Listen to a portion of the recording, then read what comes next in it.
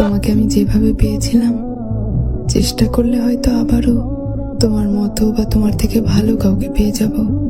হতে পারে সে তোমার থেকেও আমাকে বেশি ভালোবাসবে, কিন্তু কি জানো, আমার চেষ্টা করতেও কোনো ইচ্ছে জাগে না আর। কারণ একটাই তো মন, বারবার কি আর মিলানো যায়? কোনো কিছুই অতিরিক্ত ভালো নয়, হোক স্বার্থপরতা কিংবা ভালোবাসা। অতিরিক্ত স্বার্থপরতা মানুষকে ধ্বংসের দিকে নিয়ে যায়। হয়তো সাময়িকভাবে মনে সুখ লাগে, কিন্তু তা দীর্ঘস্থায়ী হয় না।